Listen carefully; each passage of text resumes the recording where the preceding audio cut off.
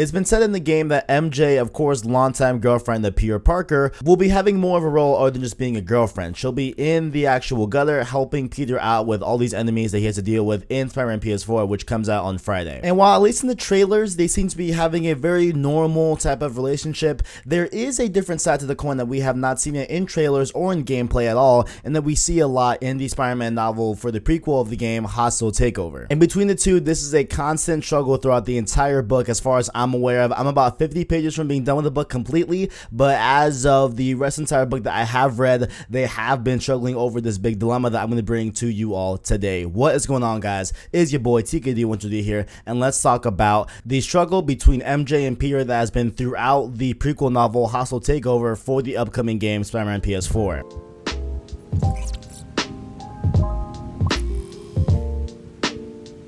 So first off, before we get into the actual dilemma between MJ and Peter, we have to lay down the exact concrete reason as to why this is all coming about and what's happening. Of course, it involves good old Wilson Fisk. And what happened here is that in the book, Fisk has arrived back to New York from being out of the country for some time and has created the Fisk Foundation, a new effort of charity which was aimed at promoting opportunities for all New Yorkers of any income. He has also been investing in lower developed areas and creating affordable housing for the public, driving other real estate companies to lower their prices to stay competitive with him. And of course, there's a lot more detail as to how Fisk is coming back to New York and everything and stuff like that, and his whole type of image that he's painting, which I did an entire video on last week as well, involving the topic of Fisk and his whole prequel type of backstory as well. So make sure you go check out that video. I will link it in the description below. But long story short, Fisk is starting this new foundation. He's doing a lot of good things for the city after he painted Spider-Man as some vigilante that wanted to take down the honest businessman, that being him, and making lies about him and all that to get him off the streets and for the vigilantes to kind of rise in power in that vein.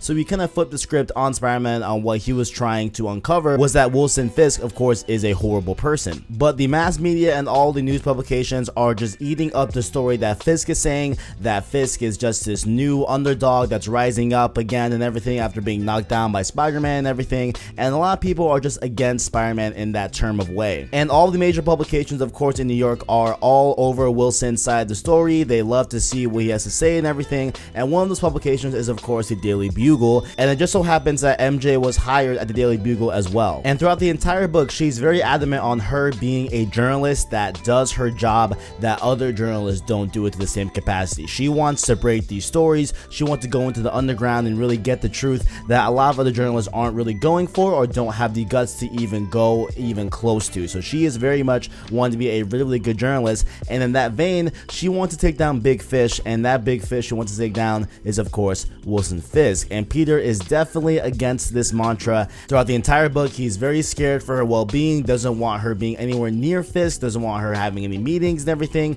while MJ is of course going and doing her job and getting a bunch of interviews from Wilson Fisk throughout the entire book, and it really worries Peter in a lot of ways. And so there's an extra here that we're going to show that really shows the main issue as to why these two are struggling with this whole thing and why Fisk is all to blame, and also uncovers some things that Peter might be a little bit of a hypocrite. And so without further ado, let's go into the novel Hostile Takeover and read this whole problem that MJ and Peter have been having throughout the entire book. Peter's side: MJ, I know you're not going to want to hear this, but maybe that's not such a great idea. You're talking about monkeying around with Fisk's inner circle, his personal life. People have been beaten to death just for thinking about insulting his wife. If this woman actually means something to him, then he's not going to play nice. Maybe I should pass the story on to someone else then, she said testfully. That's not what I'm saying. She folded her arms. It's not? Okay, it was precisely what he was saying, now that he thought about it. I've seen this before with reporters, people I actually cared about. They think their pursuit of the truth will somehow protect them, and they end up in car accidents or home invasions or the sudden need without any history to take their own lives. You're not immune to any of that, just because Fisk pretends to be charmed by you. I know all of this, she said. I know how to cover my tracks. The graveyard is full of reporters who knew how to cover their tracks, and our society depends on reporters who know to never back down. She snapped. Are you saying I should give up and go home? Of course not, but he let himself trail off because he had no idea what he was going to finish his sentence. What he wanted was for her to give up and go home. He didn't want her to give up on reporting, of course. He didn't even want her to give up on reporting about bad people doing bad things. She wanted to investigate, and he respected that. He loved that about her. But Fisk was something different. He was his own level of dangerous. Peter knew she had no illusions about what kind of a person she was challenging. But that wouldn't stop her. MJ's tenacity was admirable and attractive and heroic. It was part of what made her special, but he had a hard time living with it. "You know my history too well for me to go over it with you," he began. "Sorry," she snapped. "You don't get to use your uncle as a free pass to tell me what to do. I get it. You want to protect everyone. It's what drives you to do what you do, and that is a big part of what makes you special, but you have to know where to draw the line. We're talking about one thing," he said. "Wilson Fisk. I just want you to draw a red line around him. Is that so much to ask?" "What if I start looking into some other crime boss?" she countered. "What if it were about these Blackridge guys? Would that be a red line?" "MJ," he groaned. It was the best he had. "You go out and face danger every single day," she said, "and I've had to learn to live with it. But you have abilities, I know you do, but you're fighting people who have abilities, and some of them are more powerful than you. Does that stop you? You think I haven't stayed up nights worrying you were going to be trampled or electrocuted or stung or flung or de-animatized?" "I don't remember de-animatizing." She took his hand, cutting him off. "Peter, I love you, but I don't love having this argument all the time. It's draining me. You are going to have to learn to live with me making my own choices. This is what I've been wanting to talk to you about, but I put it off because I know you don't need any more drama. But this is a big deal to me. I can't live the life I want to live if I feel like I've got you hovering over me and asking me to explain every choice I make. You are going to have to trust that I'm responsible enough to wield risks just as I've trusted you to do that." He nodded. "Okay, so we're never going to have this fight again, right?" "That," he agreed, "is the goal. And you'll stay out of my business, except when you ask," he said, "or if you really need me to interfere."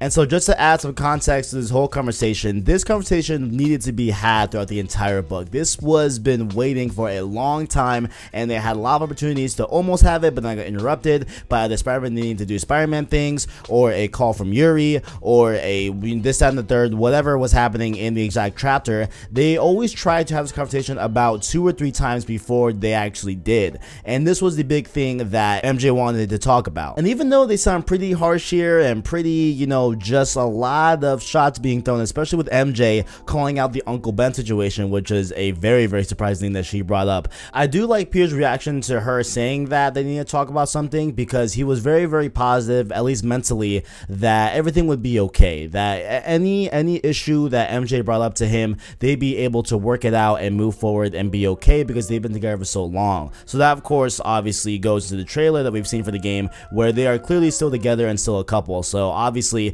this is not a make or break situation here, and maybe I feel this moment here in the book is definitely going to play as the kind of catalyst of them being a little bit more stronger in the future and into the game as well. And the big thing in the book that has shown a lot is that Peter worries a lot about MJ, about anyone that he cares about. He worries so deeply about their well-being and tries to protect them as much as he can, and sometimes it goes overboard, like we've seen here as well. There's even a great example of him worrying too much about someone in the beginning of the book when he is trying to get a hold of MJ. MJ's not answering the phone, so he goes to Harry and tries to figure out where exactly she is, Harry being Harry Osborn. And Harry says, "I know where she is, she's in Hell's Kitchen." And then Peter kind of flips out, because obviously Hell's Kitchen is a very dangerous part of town, and then Harry says, "Yeah, I know, she didn't tell you because you always worry and freak out about her at any given scenario." And so that is a great example as well, just to show how much Peter worries about the people that he cares about. And of course, it's not a bad thing necessarily. However, it can be a little bit of a bad issue when it goes overboard, like he tends to do here in the novel. And obviously Peter is like this because, of course, the Uncle Ben situation,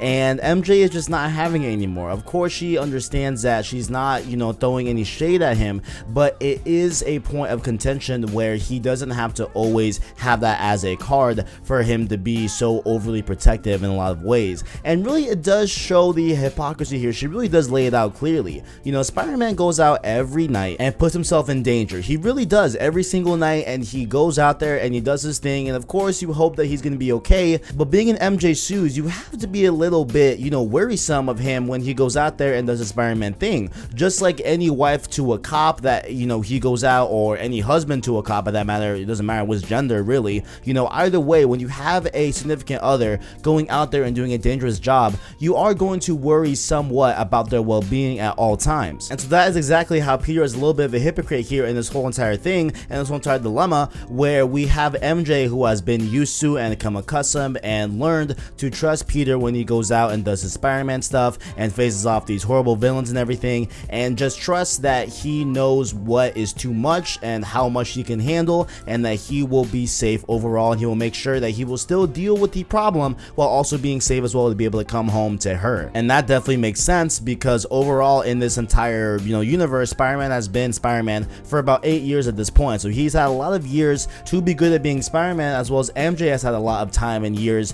to be able to trust him in all of his endeavors and trust him as being Spider-Man. But the same cannot be said when the roles are reversed. Peter is just not used to MJ throwing herself in crazy danger as much as she is used to him throwing himself into crazy danger and everything. And there is something to be said here with the whole devil's advocate type of method of going about this, and that is that Peter has a different insight on Wilson Fisk. Peter knows directly how dangerous Wilson Fisk is, and he just does not want MJ to be put up with that type of evil, with that type of bad. He also talks about that in the actual reading that we just read as well, so it's definitely clear that that is Peter's angle, is that Peter doesn't want her to stop taking risks and stop doing big things in her job and stuff like that, but he also really doesn't want her to ever encounter Wilson Fisk or ever have to go through the detriments of going up against Wilson Fisk, because he's had to himself. He's had other reporters that he's seen as well that have, again, gone missing, have killed themselves unexpectedly, all that crazy stuff. And so he directly knows the exact danger of Wilson Fisk that he feels that MJ doesn't know, but MJ does know. MJ is aware from her own words. She is very much aware of the dangers that Wilson Fisk has, and in the same way that Peter can trust himself in knowing all the implications of an enemy and knowing how much is too much, and that Peter has trusted him with that, MJ is just asking for the same type of trust in Peter, the same type of trust to be received with Peter as well. And at least for me personally, as I was reading this, I can totally see both sides of this coin. You know what I'm saying? Peter just wants to protect her. That's all Peter wants to do. That's all he cares about. Peter loves MJ. Peter just wants to keep those around him safe, right? And MJ just wants to be able to take the same risks and be able to strive and be able to continue and be able to do big things in her career in the same way that Peter has been able to do that as well. It's just that they both care about each other so much, and they don't want each other in danger at all, and they don't want each other to throw themselves in danger, but they have to. It's just what they do. It's who they are. It's just what makes Peter Peter and what makes MJ MJ. But most importantly here, guys, with this whole entire thing laid out, I want to know what you guys think down in the comments below. What do you think about this whole thing? Are you on Peter's side of things? Do you think MJ should tone it down on getting at Fisk? Do you think MJ is right here, where MJ is saying, hey, let me have my freedom, you need to trust me, I am aware of the situation, I'm aware of the dangers, let me protect myself? Let me know what you guys think down in the comments below, because honestly this is a very tough decision that even I was trying to work through, and like, hey, like, whose side am I on here really? Like, because I get both sides very clearly. They both have very strong points on either side of the argument. No one is really wrong here, no one's really right here, and so I'm gonna leave it to you guys. Let me know what you guys think. And also, while you are down there, make sure to check out our description where you can find an Instagram and Twitter to follow us on there. And make sure to also leave a like if you enjoyed it, as well as say subscribe to PlayStation Source to keep up with the latest grades in PlayStation. And guys, we are so close to Spiderman PS4. Make sure to check out the channel for all things Spider-Man. I'm still pumping out videos about Spider-Man all the way until the release on Friday. And before you go, make sure to let me know what else you want to know about the novel. Is there anything that you were interested in about, anything that you are having a question about the novel? Let me know if I can make a video about it, and I just might. Thank you all for watching, and as always, greatness awaits.